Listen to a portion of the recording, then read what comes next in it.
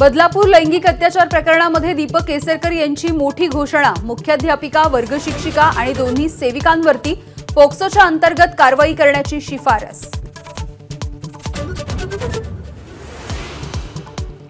महिला अत्याचार रोखण्यासाठी सर्व शाळांमध्ये पॅनिक बटन बसवणार। शिक्षण मंत्री दीपक केसरकर यांची माहिती। बदलापूर घटनेमधल्या आरोपीला 14 दिवसांची न्यायालयीन कोठडी।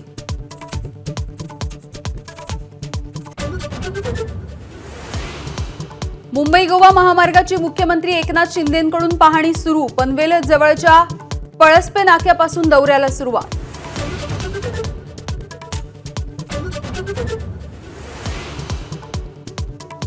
पैठणमध्ये मराठा आंदोलकांनी अडवला आदित्य ठाकरेंचा ताफा। ओबीसींमधून मराठ्यांना आरक्षण देण्याबद्दल भूमिका स्पष्ट करण्याची केली मागणी।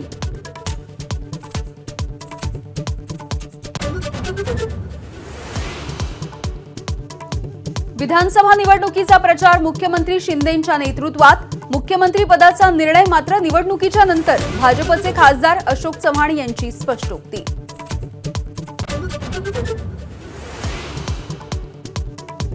नाशिक शहरामध्ये गोदावरीची पूरस्थिती कायम। पालकमंत्री दादा भुसे यांनी घेतला आढावा।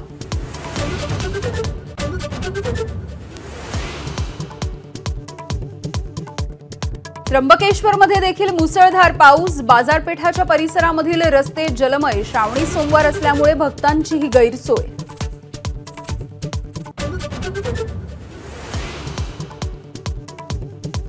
स्थानिक नेत्यांच्या नाराजीमुळे भाजपवरती काश्मीरमधली उमेदवार आणि त्यांची यादी मागे घेण्याची नामुष्की। 44 उमेदवारांची यादी रद्द करून अवघ्या दोनच तासामध्ये 15 उमेदवारांची यादी जाहीर।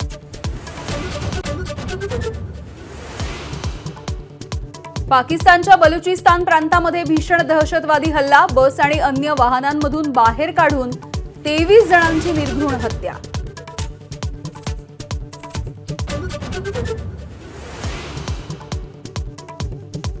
रशिया आणि युक्रेनमधील पुढची शांतता शिखर परिषद भारतामध्ये होण्याची शक्यता।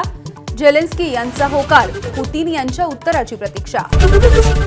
एबीपी माझा, उघडा डोळे बघा नीट।